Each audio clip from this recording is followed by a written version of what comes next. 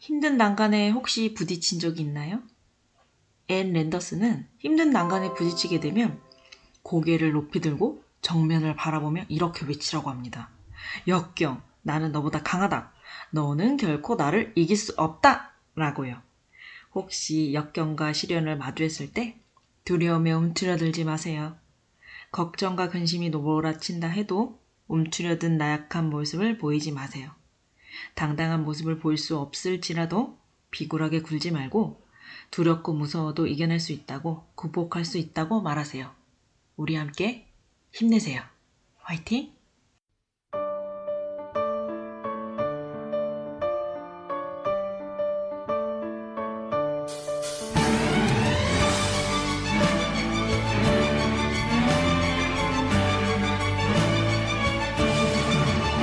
세상에 처음 날 때 인연인 사람들은 손과 손에 붉은 실이 이어진 채 온다 했죠.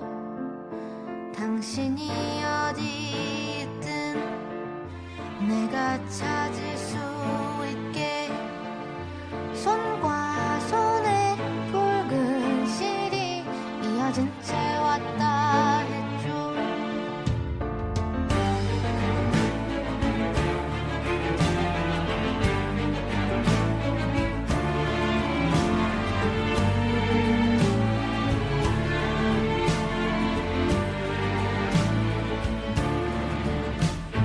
눈물 진 나의 뺨을 쓰다마주면서도 다른 손은 가리고 두지 않네. 또다시 사라져 산산이 부서지는 눈부신 우리의 날들이 다시는 오지 못할 어둠으로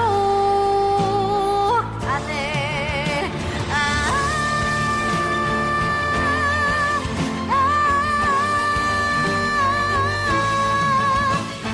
고운 그대 얼굴에 피를 닦아주고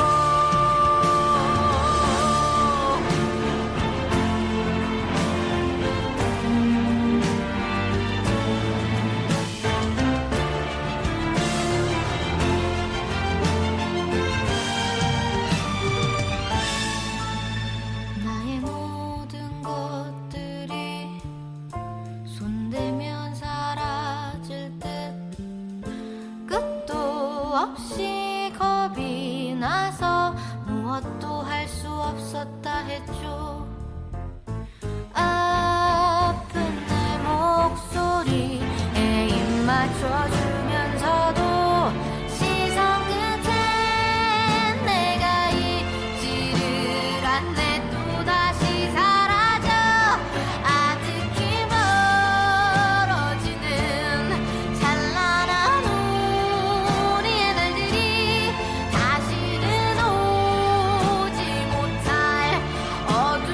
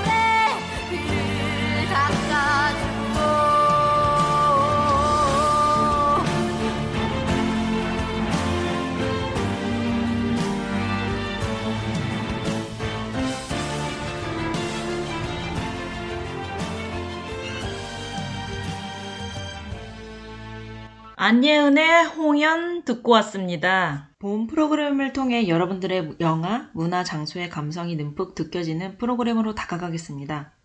오늘도 이인의 수원 시네마타운 시작합니다. 이인의 수원 시네마타운. 안녕하세요. 이인의 수원 시네마타운의 이인혜입니다.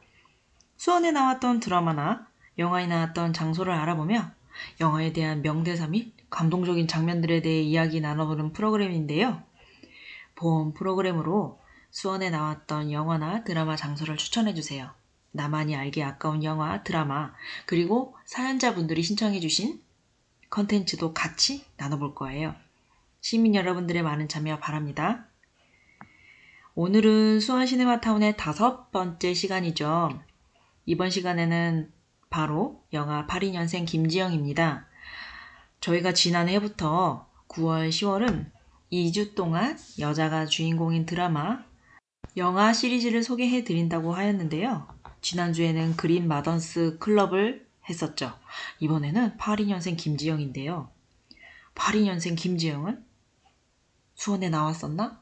안 나왔었나? 네, 수원에 나오진 않았습니다. 하지만 우리 신청자, 사연자분들이 여자 특집이라고 해서 소개해 주신 영화를 제가 소개를 해드려 보고자 나왔습니다. 다른 프로그램으로 항상 구성되어 있으니 기대 많이 해주시고요.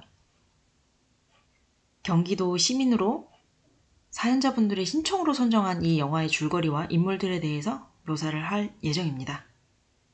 그리고 82년생 김지영이 수원의 촬영지가 아니어서 색다른 편지 코너를 마련을 해봤는데요.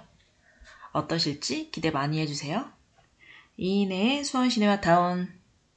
1부에서는 영화 속 주인공과 줄거리를 소개해 드리고요. 2부에서는 드라마 속 심리묘사 마더스의 사연입니다.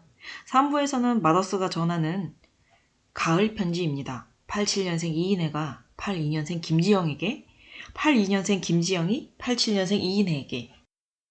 개봉 전부터 큰 화제와 논쟁을 이루었던 영화 82년생 김지영의 정보를 확인해 보도록 할까요?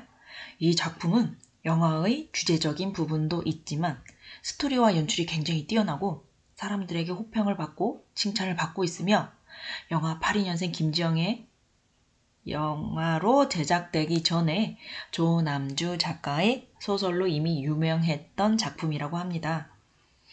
대한민국 며느리와 유가맘의 삶을 주제로 담고 있는데 82년생 김지영 정보에서는 어떠한 부분들이 모든 삶을 다 대변하지 않는다 라고 영화나 소설을 보신 많은 분들이 그렇게 이야기를 하고 있습니다. 삶의 일부분에 불과하다고 합니다. 그렇게 많은 출산이나 이런 부분들로 인해서 육아, 자연스럽게 사회 경력이 단절되어 경단녀, 요즘은 또 경력 보유 여성, 경보녀라고도 하죠. 아이와 가정을 돌보며 자신을 잃어가는 김지영의 모습을 볼 수 있는데요. 저와도 비슷한 부분이 있다고 생각을 해서 정말 많이 빠져들게 만드는 영화였습니다. 네, 그럼 지금부터 82년생 김지영 영화 여행 떠나보도록 할까요? 김도영 감독 제작했고요. 2019년 10월 23일 날 개봉하였습니다. 12세 관람가로서 러닝타임이 118분이고 관객수가 367만 명을 기록했네요. 수상도 많이 했습니다. 40회 황금 촬영상 시상식부터 56회 대종상 영화제의 여우주연상까지 수상을 했네요. 네, 출연진 한번 볼까요? 지영 역의 정유미 배우, 대현 역의 공유 배우, 미숙 역의 김미경 배우, 은영 역의 공민정 배우, 주요 배우들이 이렇게 있습니다.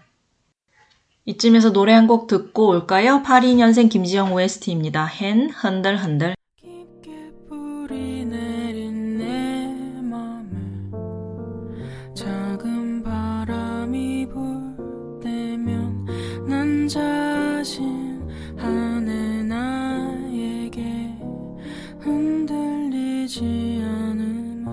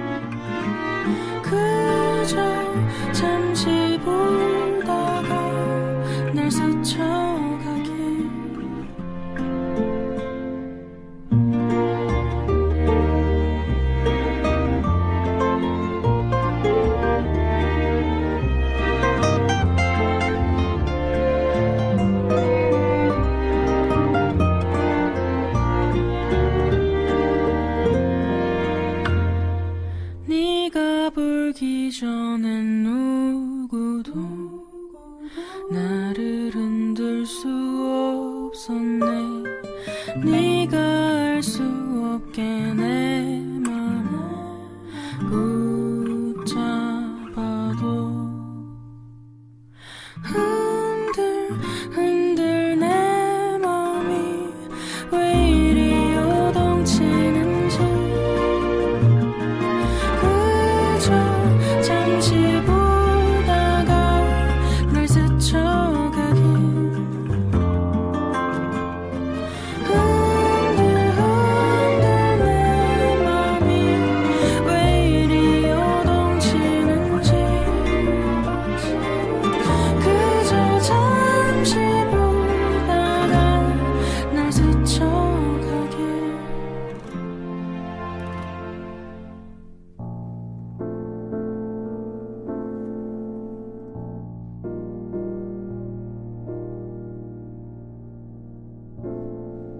시작할게요. 82년생 지영은 30대 육아mom으로 육아와 집안일을 하루하루가 정신없고 바쁘게 지나가는데 하루 종일 딸을 보느냐 바쁘고 잠깐의 산책마저도 쉽사리 허락되지 않는 상황입니다. 그러다 저녁에 남편 퇴근 시간이 되면 그 시간에 맞추어 저녁을 차리고 하루를 마무리하게 되면 지영은 뭔가 공허하고 외로움, 답답한 등을 느끼게 됩니다. 그렇게 하루하루 평범하게 살아가다가 명절날이 되었고 남편은 고생하는 아내 지영에게 여행 가서 좀 쉬자고 제안을 합니다. 하지만 지영은 안 된다고 시댁으로 향합니다. 시댁에 가자마자 시어머니는 음식 준비로 쉴 틈 없이 일을 하는데요. 웬일로 시어머니가 선물로 건네는데 선물은 아니고 사실은 사은품으로 받은 앞치마를 건네주었지요. 지영은 괜찮다고 이야기를 해왔지만 사실은 굉장히 실망스럽지만 예쁘다고 억지 웃음을 짓죠. 친정도 아닌데 시댁이 그렇게 자신의 표현을 하기는 힘들죠. 싫으면 싫다고 이야기를 하는 것이 좋은데 또 상황도 여의치가 않고 지영의 성격상 마음대로 표출하는 그런 성격도 아닙니다. 네, 우여곡절 끝에 명절날 음식을 다 먹고 시댁 식구들은 다 같이 과일을 먹으며 즐겁게 웃으며 떠듭니다. 지영은 혼자 설거지를 하고 남은 집안일을 하고 있죠. 남편 대현이 걱정이 되어 도와준다고 오지만 끝내 거절을 합니다. 과일을 먹고 이제 친정으로 가려고 했지만 때마침 시누이가 오게 됩니다. 시어머니는 시누이가 왔으니 먹을 것도 내오라 하고 이렇게 하죠. 지영은 자신의 엄마로 변신을 하며 시어머니에게로 자기도 집에 가고 싶고 딸인 지영이 보고 싶다고 이야기를 합니다. 지영은 다시 돌아와서 그 일을 기억하지 못합니다. 대현은 지영의 이런 모습이 처음이 아닌 듯 이미 알고 있었고 영상으로 찍어놓은 것도 있었지만 차마 아내 지영에게 말은 하지 못하고 은근슬쩍 지영에게 산후 우울증인 것 같으니 병원에 가보라며 슬쩍 제안을 합니다. 지영은 병원에 가지만 꽤 많은 진료비에 그냥 돌아옵니다. 지영은 직장을 다닐 때 함께 일을 했던 상사가 회사를 차렸다는 소식에 연락을 하여 그 회사에 취업을 다시 해서 일을 해보기로 결심을 합니다. 이제 사회로 다시 나가서 일을 하려고 결심은 했지만 아이를 봐줄 사람도 없고 여러 가지 걸림돌이 많아서 대현은 자신이 육아휴직을 낸다고 지영의 재취업을 독려해주는데 이 사실을 알게 된 시어머니는 지영의 엄마에게 연락을 해서 이게 말이 되냐며 따집니다. 지영의 엄마는 왜 말이 안 되냐며 되려 딸의 편을 들어주며 지영에게 와서 자신이 딸을 봐줄 테니까 일을 하라고 하는데 순간 지영은 또 할머니로 빙의가 되어 엄마에게 어려서부터 오빠들 뒷바라지하고 자신은 공부도 못하는 모습이 엄마 마음이 너무 아팠다고 이야기를 합니다. 이제 대현은 더 이상 안 될 것 같아서 예전에 찍어두었던 영상을 지연에게 보여주면서 치료를 받자고 합니다. 지영은 그것을 담담하게 받아들이며 상사에게도 연락을 해 현재 자신의 상태와 상황을 이야기합니다. 나중에 건강해져서 일을 한다고 이야기하고 지영은 병원 진료도 받고 하나씩 변화하는 모습을 보여줍니다. 집에서 자신의 이야기를 글로 쓰는 장면이 나오면서 영화는 끝이 나게 되는데요. 영화 속에 나왔던, 그리고 소설 속에 나왔던 영화 김지영의 여자로서 받았던 억압에 대한 부조리한 부분보다는 현재에는 육아로 인해서 자신을 잃어가는 지영의 모습을 초점을 두어 줄거리를 소개해 드렸습니다. 요즘은 많이 육아라던가 이런 집안일에 대한 인식이 많이 개선되었다고는 하지만 아직 남아있는 여성들의 출산으로 인해 사회 단절, 그리고 남성의 자유로운 육아휴직 등은 아직도 해결해야 될 부분이 많이 남아있다고 생각을 합니다. 이 영화는 배우 정유미님의 연기와 감정 몰입도는 굉장히 높고 대단하다는 생각이 절로 들었어요. 요즘은 육아휴직에 대해서 남자들은 집에서 왜 애를 봐? 집에 가면 쉬는 거 아니야? 라고 또 그렇게 말하는 경우도 있죠. 제 남편도 저희 아이가 어렸을 때 지금은 2돌 지나서 27개월이지만 작년에 같은 경우에는 돌 정도 됐으니까 굉장히 어렸는데 남편이 육아휴직을 써서 1시간 정도 일찍 왔어요. 근데 직장은 수원이 그때는 아니어서 많이 좀 늦었는데 그렇게 문서 하나 뭘 하나하나 이렇게 꼬투리를 잡았던 남편 상사의 관리자의 모습들이 떠오르네요. 하나하나 꼬투리를 잡아서 이제 집에 가지 말라고 꼬투리를 잡는 거죠. 연락을 계속하고 집에 와서까지 편하게 육아를 할 수 있는 환경이 주어지지는 않았습니다.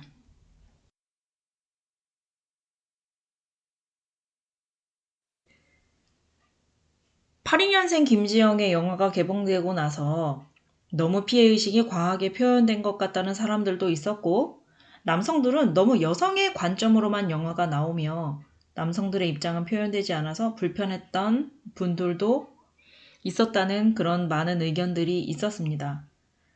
영화를 꼭 남성, 여성, 워킹맘 등에 맞출 것이 아니라 자신의 상황에 맞춰서 이 영화를 같이 해석해서 본다면 더 재밌고 유익하게 즐길 수 있을 거라고 생각을 합니다. 클래식하이의 She Is 듣고 1부 마무리하고요. 2부 시작하도록 하겠습니다. 숨겨왔던 나의 수줍은 마음 모두 내게 줄게 yeah, yeah, yeah.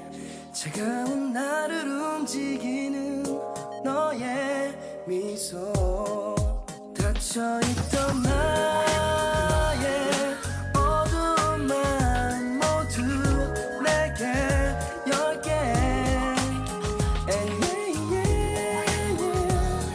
지독한 내게 의미를 준 너의 사랑 정말 알 수 없던 너만의 향기가 느껴져 시간이 흐를수록 나는 변하고 변하네 오늘 세상 가득 빛을 내리고 She's the girl, wow, she's the one 모든 건 너로 인해 변해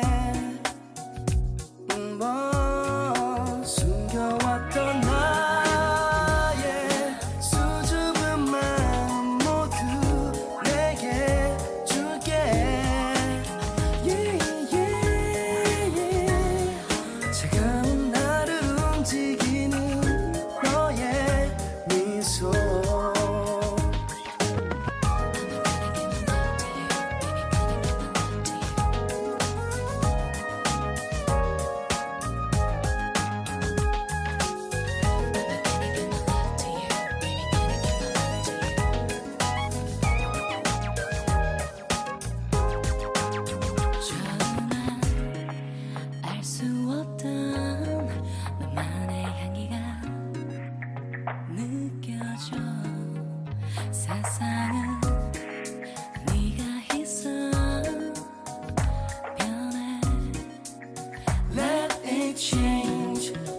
닫혀있던 나의 어두운 마음 모두 내게 열게.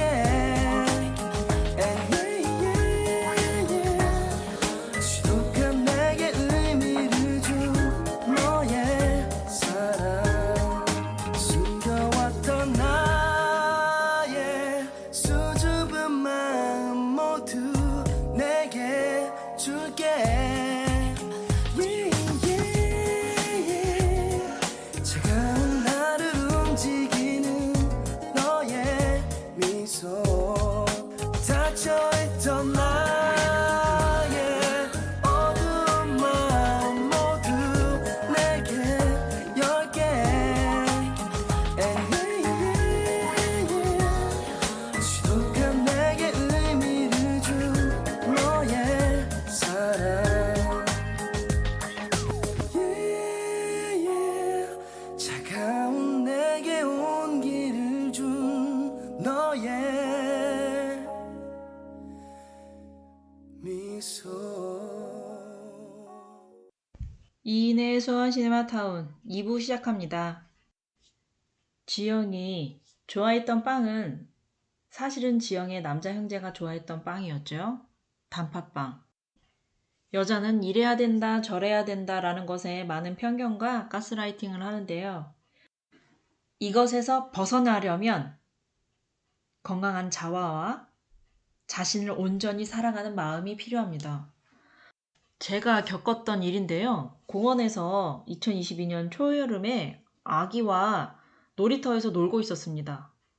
그 옆에 유치원 정도 되는 또래의, 저희 아기 또래는 아닌데 그 둘이는 또래였어요. 손자, 손녀와 할머니가 왔어요. 근데 이제 할머니가 벤치에 앉으셔서 저한테 다가오셨는데 우리 아들이 이렇게 잘 놀고 있는 걸 보니까 쟤는 몇 개월이에요? 그러시는 거예요. 사람이 그리우셨는지 제게 이것저것 물으셨는데요.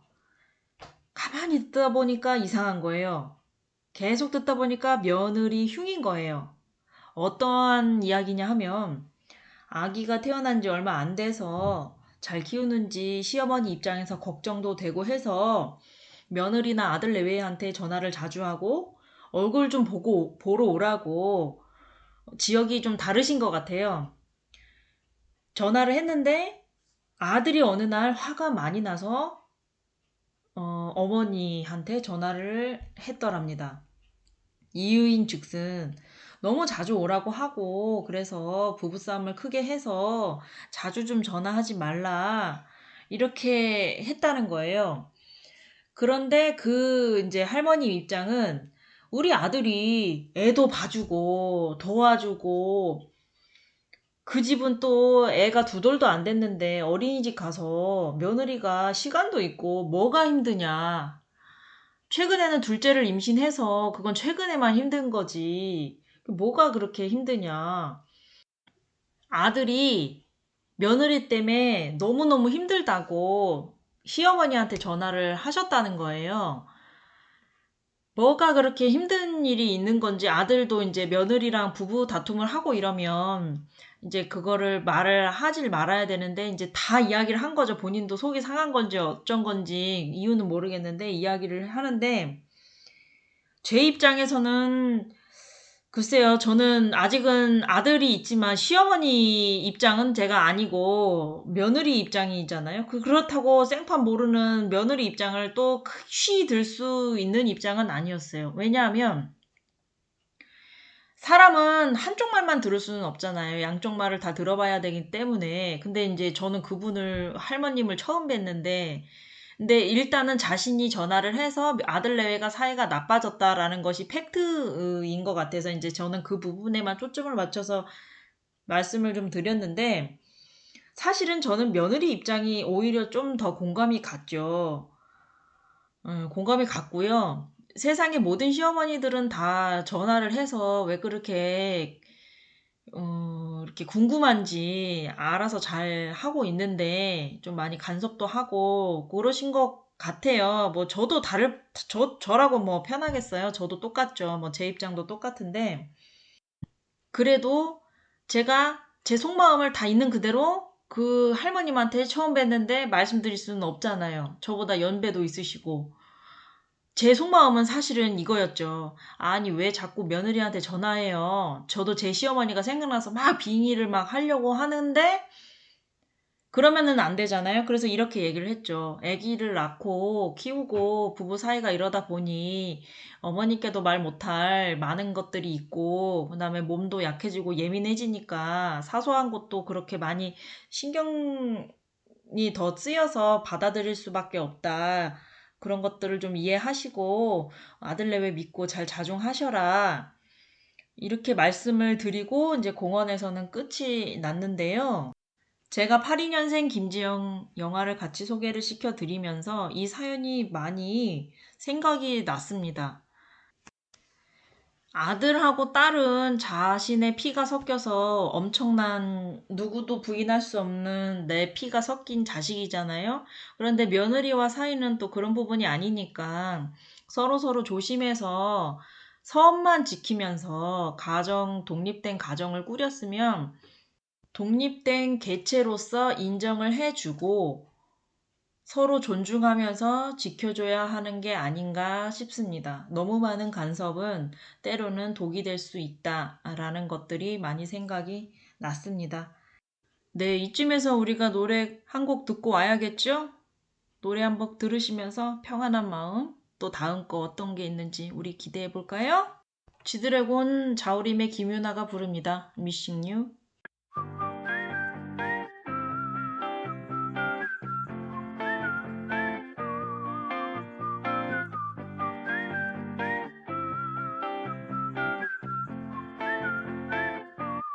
Yeah.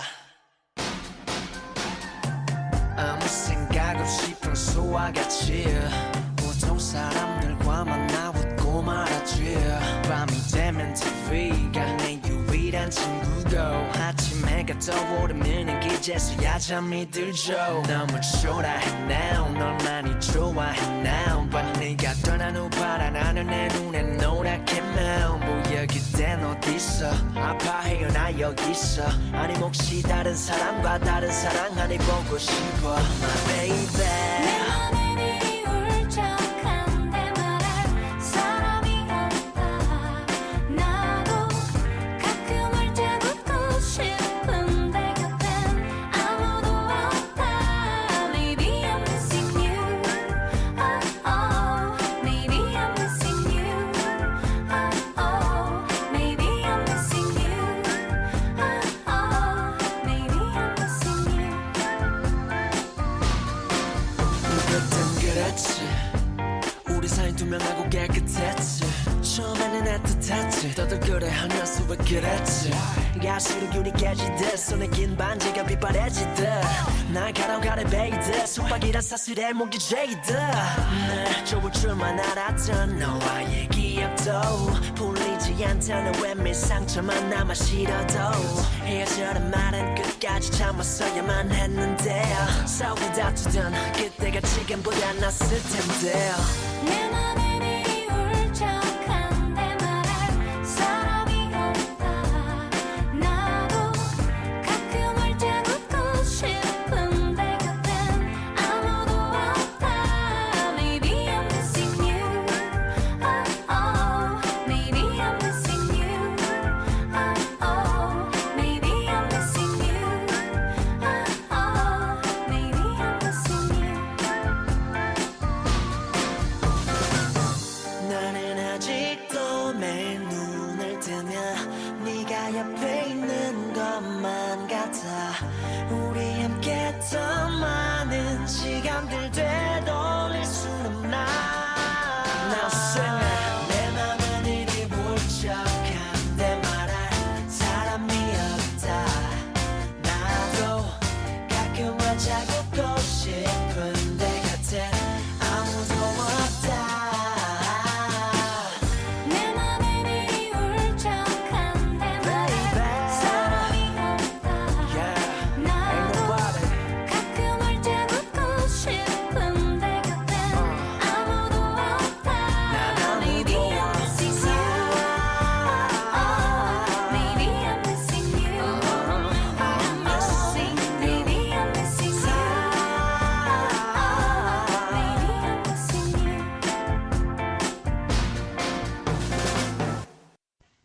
네, 마더스의 사연이 어떤 게 있을지 또 한번 들어볼까요? 한 가정에 대한 이야기를 들으면서 어떻게 하면 이 가정들이 더 행복할 수 있을까에 대해서 초점을 좀 맞췄습니다. 여러분들도 함께 고민하면서 어떻게 하면 더 행복할 수 있을까? 한번 우리 시작해 볼게요. 남편하고 시가 때문에 화가 나고 우울함을 호소하는 여자분이 계십니다. 힘든 신경을 아기 때문에 다잡는 한 여자가 있습니다. 아기는 화가 나면 던지고 때립니다. 아기가 그렇다는 겁니다. 엄마나 뭐 다른 사람들을 때리는데 아빠가 엄마를 때리는 것도 많이 목격을 했죠. 근데 아기가 아직 어리기 때문에 기억은 못 하는데 그것이 좀 기억에 남아 있는 건지 그 여자분은 좀 걱정이 되기도 하는 부분이 있는 것 같아요. 근데 아기가 엄마를 이렇게 때려요. 아기가 엄마를 때리는데 잘했다고 거기에서 아기한테 칭찬을 해주는 거예요.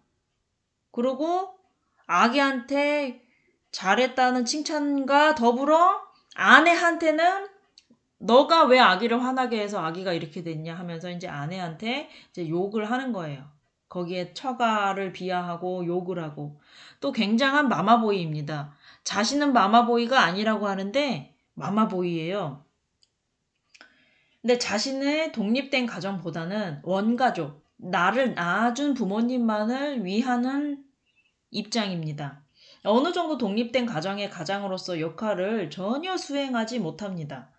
82년생 김지영의 그 남편 대현은 그래도 지영의 입장에서 편을 많이 들어주고 육아휴직이라든가 아니면은 일단 하려고 하는 모션은 취했죠. 결과적으로는 안 했지만 근데 이제 여기 사연에 있는 사연은 독립된 가장으로서 이 아기가 태어났으니까 요 가정만 신경 써주길 원하는데 원가족의 부모님도 이제 그거를 원하시는 거예요. 이제 소외감이 아기가 태어나면 들까봐 자신들이 소외감이 들까봐 그렇게 하는 거죠. 더 아들을 자기 손아귀에 두려고 아기의 일거수일투족을 다 확인하려고 그러고 사진 보내라 뭐 해달라. 그러니까 이제 부부 사생활이 다 공개되는 거예요. 시부모님한테 한마디로. 네. 그런 상황이고 그다음에 그 시부모님이 또 종용을 하는 거예요. 꿈자리가 안 좋다, 몸이 아프다, 이것 좀 알아봐 달라라고 하면서 거의 아들이 아니라 남편처럼 아들을 그렇게 부탁을 뭐 여러 가지 여기 말할 수 없는 많은 것들도 하신 것 같고, 네, 그렇습니다. 이제 끊임없이 결혼해서 한 아이가 있는 가정을 어린아이 부리듯 그렇게 생활을 하니까 여자 입장에선 좀 화가 많이 났던 것 같고, 그의 아내는 외롭고 슬프고 모든 걸 다 뺏겼다는 생각이 들겠죠. 근데 요 또 남편은 돈이 최우선이라고 생각을 합니다. 그렇게 떼돈 있는 것도 아니고 큰 부자 있는 것도 아니고 그 시부모님도 집 한 채 있고 그냥 부자는 아닙니다. 근데 이제 남편이 경제권을 관리하고 여자한테는 용돈이나 돈 한 푼 주지 않고 그냥 너는 내가 쓰는 것만 써서 생활해라. 이제 요런 입장이고 남편이 사다 주는 음식과 물품으로만 연명을 하는 거죠. 만약에 아기한테 필요한 게 있는데 남편이 다 사다 주기는 해요. 근데 여자가 봤을 때 필요한 것들이 있잖아요. 남자는 봐도 필요 없어 보이는 것들이 있고. 근데 이제 그런 부분들도 왜 샀냐고 이제 다 이제 이렇게 얘기를 하는 거죠. 아니면 외가 쪽에 필요한 게 있으면 외가에서 조금씩 용돈을 큰 돈은 아닌데 뭐 10,000원, 20,000원 이렇게 준다거나 그렇게 하는 것 같습니다. 그리고 이제 그녀의 삶은 뭐 둘째를 낳자면서 막 괴롭히고 그럽니다. 그 삶도 계속 여자도 자기 인생을 살아야 되는데 그런 상황입니다. 아내가 말을 하면 감정을 받아주거나 좀 수용해주는 건 아니고 좀 말대꾸를 한다. 뭐 이제 이야기를 하면 가부장적으로 남자가 하는 일에 무슨 여자가 해?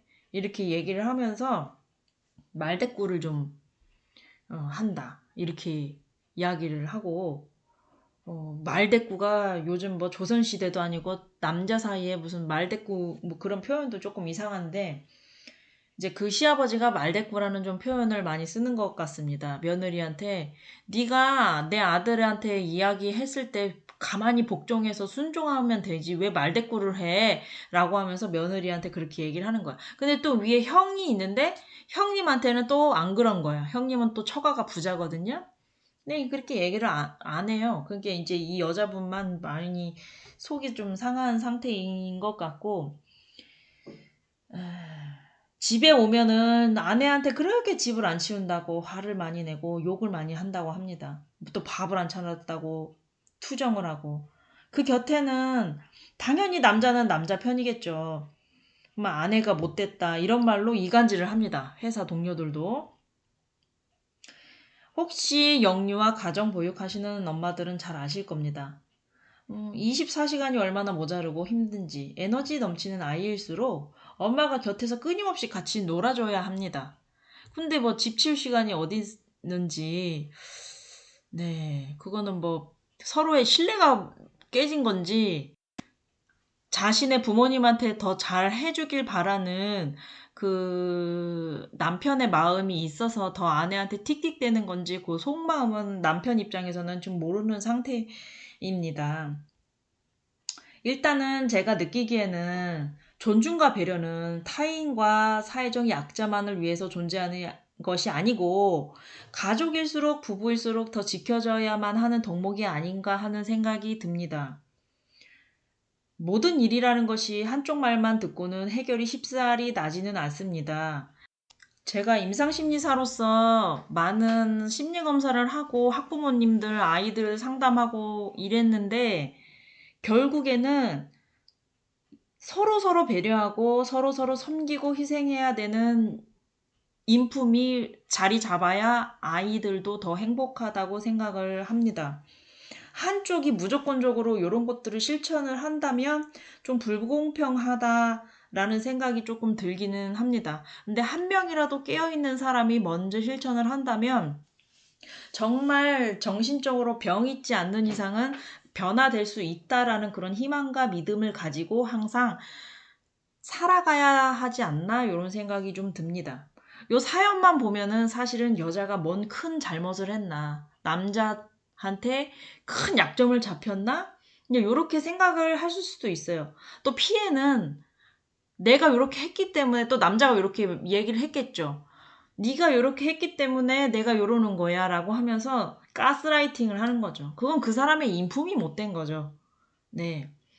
감옥 가서 죄지을 행동을 하지 않고 만만하게 단지 나의 짜증 감정을 받아줄 감정 쓰레기통이 필요한 것이 아닌가 이런 생각이 좀 한번 들고요.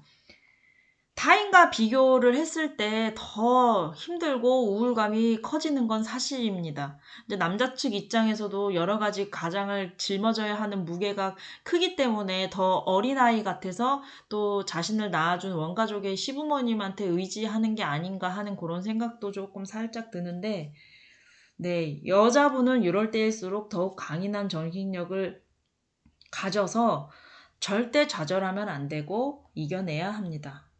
여자들도 경제력을 갖고 남편은 당연히 자신이 번 돈이니까 자신이 관리하고 자신이 더 잘 가정 경제를 관리할 수 있다고 믿고 있으니까 아내한테 그런 소유권을 주지 않겠죠. 근데 나중에 아이가 커서도 엄마는 경제권이 없고 경제력도 없고 아빠한테 무시당하고 이러면 애지중지 키운 그 자식이 과연 엄마를 존중할까? 무시하지 않을까? 라는 그 여자의 마음속에도 이런 것들이 있지 않을까 하는 생각이 조금 조심스럽게 비치는데 그럴 때일수록 마음을 더 다잡고 경제력을 키워야 하지 않나 이렇게 생각이 듭니다. 자신을 낳아준 부모님에게만 또 몰래 여자든 남자든 이렇게 사주거나 용돈 주거나 하는 것이 아니라 뭐든지 부부간에 합의를 하면서 같이 살아가는 것들이 좀 많이 필요하다고 생각을 합니다. 자신을 온전히 믿지 않는 사람에 대해서 자식을 낳아서 그 집 대만 이어주길 원하는 그런 사람하고는 의지할 필요도 없고 믿을 필요도 없고 객관적으로 자신과 그 상황을 바라봐야 되죠. 그런 취급을 당하면서 그렇게 둘째를 낳는다? 가정의 평안을 위해서 잠시 나를 내려놓는다? 서로서로 너무 힘들 거라고 일단 생각을 하고요. 일단은 여자분은 자신을 받아줄 어떤 커뮤니티에 들어가는 것도 한 방법이겠지요. 뭐 어떤 교회에 소속돼서 거기 아기 학교라던가 엄마 학교라던가 뭐 이런 것들이 있을 수도 있겠고, 좀 다양한 커뮤니티를 통해서 자신의 자존감을 좀 회복하는 것도 좋다고 생각을 합니다. 네, 노래 듣고 사연자의 속을 좀 달래보죠. 김광석, 흐린 가을 하늘에 편지를 써.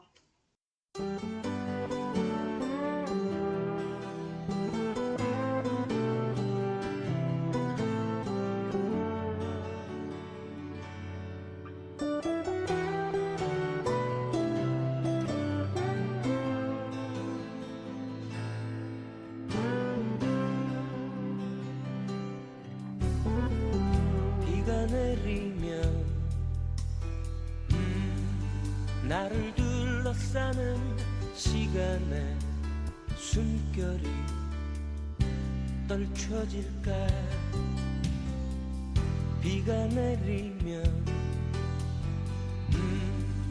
내가 간직하는 서글픈 상념이 잊혀질까. 난 책을 접어놓으며 창문을 열어 흐른 가을 하늘에 편지를 써. 잊혀져간 꿈들을 다시 만나고파. 흐른 가을 하늘에 편지를 써. 잊혀져간 꿈들을 다시 만나고파. 흐른 가을 하늘에 편지를 써.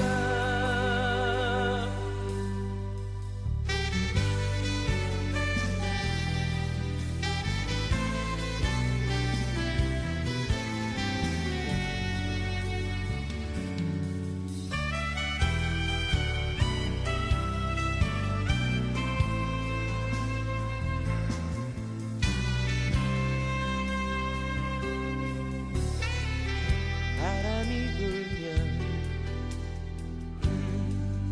나를 유혹하는 안일한 만족이 떨쳐질까. 바람이 불면 내가 알고 있는 허위의 길들이 잊혀질까.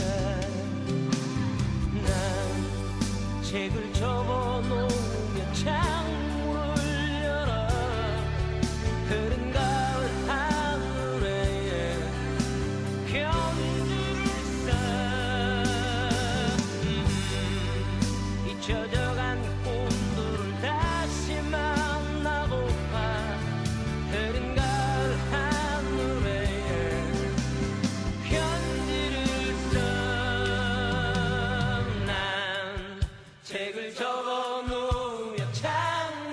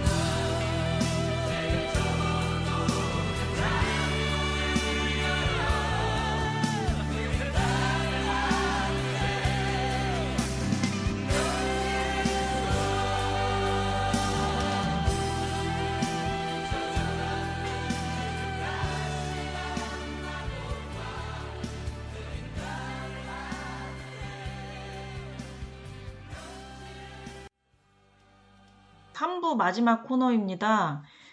87년생 이인혜가 82년생 김지영에게, 82년생 김지영이 87년생 이인혜에게 서로가 서로를 편지를 같이 써주는 시간인데요. 일단 87년생 이인혜인 제가 82년생 김지영의 편지를 읽어드리도록 하겠습니다. 지영아, 87년생이니까 82년생이면 언니죠. 언니, 고생 많이 했어. 지영 언니, 자식 키우느냐고 자신을 잊어버리고 과거에 매여서도 남자 형제들이나 치여서 자신의 빛을 제대로 재능을 발휘하지 못한 지영 언니. 나는 지영 언니가 지금부터라도 작가의 삶을 살고 글쓰기를 통해서 더 깊은 깨달음을 얻고 행복을 찾았으면 좋겠어. 그래도 지영 언니는 멋진 남편이 있잖아. 공유 닮은 멋진 남편. 대현 남편한테 잘 해서 나중에 둘째도 낳고 셋째도 낳고 행복한 가정 잘 꾸리고, 그리고 자꾸 혼자 말하는 그 빙의 되는 그런 말들도 이제 하지 않고 다 나았으면 좋겠어. 그렇게 머릿속에서 혼잣말을 빙빙빙빙 돌면 너무너무 힘들잖아. 내가 같이 애 키우는 동생 입장으로서 82년생 지영 언니 내가 응원할게. 네, 지영 언니한테 쓰는 87년생 이인혜였습니다. 저였고요.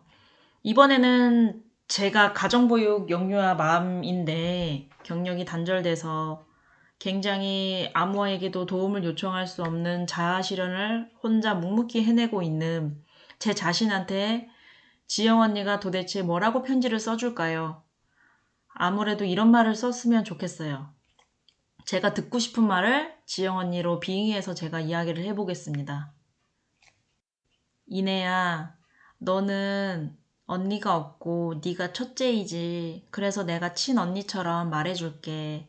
나는 지영이야. 네가 하고 싶은 그 모든 것들은 지금은 너무너무 나와 함께 힘겨워 할 테지만 그래도 네가 하고 싶은 꿈이 있다면 나와 함께 같은 작가와 꿈을 꿀 수 있을 거라고도 생각을 해. 절대로 네 자신을 잊어버리지 말고 나처럼 억압하지도 말고 하고 싶은 말 다 하면서 그렇게 살았으면 좋겠어. 이내에게. 네, 가을 하늘에 편지를 쓴 것처럼 문득 이런 생각을 저도 해봤는데요. 제가 제 스스로한테 서로 결국에는 편지를 쓴 건데도 너무 감동적입니다. 이 시간 저와 함께 여러 가지 이야기를 나눠봤는데요. 어떠셨나요?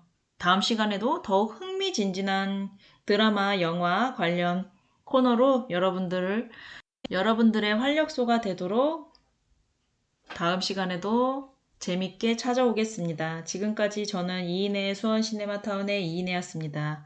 마지막 음악 듣고 다음에 만나겠습니다.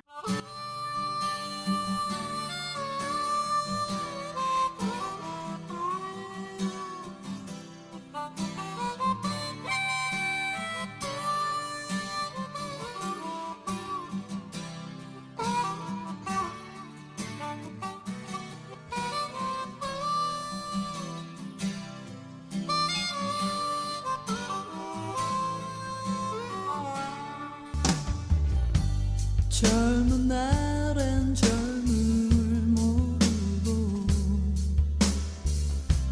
사랑할 땐 사랑이 보이지 않았네.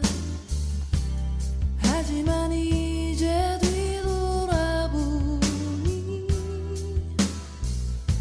우린 참고 서로 사랑을 했구나. 눈물 같은 시간의 강 위에 떠내려가는 건 한 다발의 추억.